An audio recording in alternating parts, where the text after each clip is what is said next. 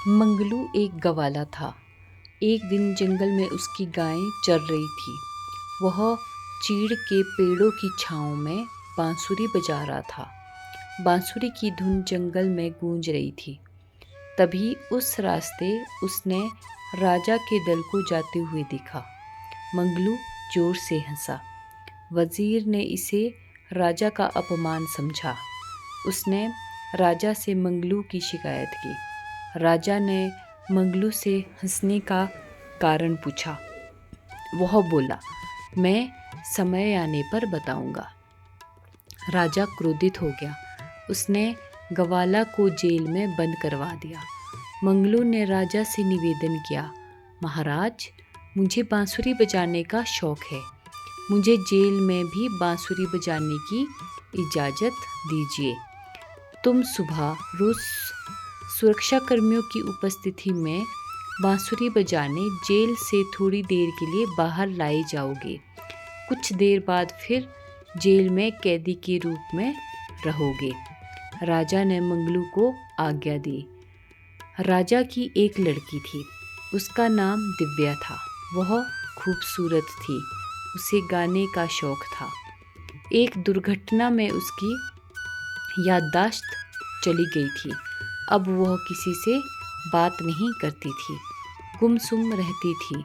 राजा ने उसकी याददाश्त लौटाने के बहुत प्रयास किए, किंतु सब बेकार। रोज सुबह सुरक्षा कर्मियों की उपस्थिति में मंगलू जेल से बाहर आकर थोड़ी देर तक बांसुरी बजाता रहता। मंगलू की बांसुरी की धुन दिव्या के कानों तक भी पहुंचती। वह अपने कक्ष से बाहर आकर बांसुरी की धुन को सुनती रहती। एक दिन रानी ने दिव्या को बांसुरी की धुन सुनते हुए देखा। उसे बहुत समय बाद दिव्या के चेहरे पर खुशी दिखाई दी। रानी ने राजा को यह बात बता दी। राजा ने मंगलू को कैद से मुक्त करते हुए आज्ञा दी कि वह इसी दरबार में रहेगा और दिव्या को बांसुरी की धुन सुनाएगा। मंगलू ने ऐसा ही किया। धीरे धीरे दिव्या के स्वास्थ्य में सुधार आने लगा। अब वह अपने परिवार वालों के साथ बातें भी करने लगी। कुछ दिनों के बाद वह गाने भी लगी। अब मंगलू बांसुरी बजाता और वह गाती। राजा और रानी दिव्या में आए परिवर्तन से बड़े खुश थे। महाराज, मंगलू ने हम पर इतना बड़ा उपकार किया है। मुझे लगता है दिव्या मंगलू को चाहती है। हम दोनों को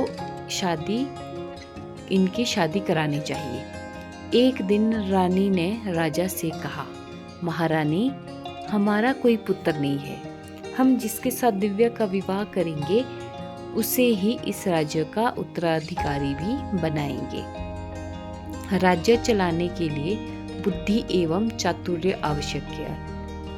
जब हमें मंगलू में ये गुण दिखाई देंगे तभी हम दिव्या की शादी मंगलू से करेंगे। राजा ने रानी को समझाया। एक दिन पड़ोस के राजा वीरेंद्र का दूत इस राजा के दरबार में आया।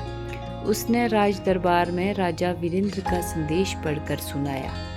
हम आपसे 2 सवाल पूछते हैं। यदि आपने हमारे 2 बौद्धिक सवालों के जवाब दे दिए तो हम आपके राज्य पर आक्रमण नहीं करेंगे। अगर आप जवाब नहीं दे पाए तो आपको बंदी बनाकर हम आपके राज्य को अपने राज्य में मिला लेंगे। पहला सवाल, इस चांदी के टुकड़े को अपने साथ लाए 2 घोड़ों को राज दरबार में पेश करते हुए दूत ने सवाल पढ़ा। यह दोनों घोड़े एक जैसे हैं। इनका रंग भी एक जैसा है। बताओ, इनमें कौन पिता और कौन बच्चा है? जो पिता है उसके भार के बराबर चांदी के सिक्के हमें भेजने होंगे। कोई भी राज दरबारी राजा वीरेंद्र के भेजे इन सवालों के जवाब नहीं बता पाया। मंगलू ने कहा, महाराज, आपकी आज्ञा हो तो मैं इन सवालों का जवाब बता सकता हूँ। बताओ। राजा ने मंगलू को आज्ञा दी। मंगलू ने दूध के लाए चांदी के टुकड़े को हाथ में पकड़कर गौर से देखा।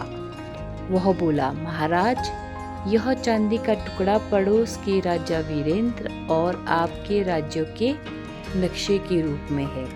इसमें ऊपर वाले बिंदु पर आपका राज्य है और दूसरा राजा वीरेंद्र के राज्य को दर्शा रहा है। मंगलू ग्वाला तो था ही, वह पहले घोड़ों का व्यापार भी करता था, इसलिए उसे घोड़ों के स्वभाव के बारे में भी पता था।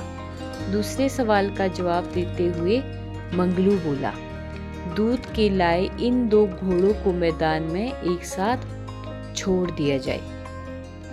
जो घोड़ा आगे आगे दौड़कर चले, थोड़ी देर बाद पीछे वाले का इंतजार करे, वह बच्चा है। दूसरा वाला घोड़ा उसका पिता है। राजा मंगलू की बुद्धिमत्ता से प्रभावित हुआ। उसने दिव्या की शादी मंगलू से कर दी और उसे अपना उत्तराधिकारी भी घोषित कर दिया। मंगलू बोला, महाराज, जंगल में आपके दल को देखकर जब मैं हंसा था तो आपने मुझसे हंसने का कारण पूछा था। मैंने कहा था समय आने पर बताऊंगा। आज वह समय आ गया है। मैं यह सोचकर हंसा था कि मैं राजा की कन्या से विवाह करूंगा और स्वयं भी राजा बनूंगा। मैं अपनी कल्पना पर ही हंसा था, जो आज साकार हो गई है।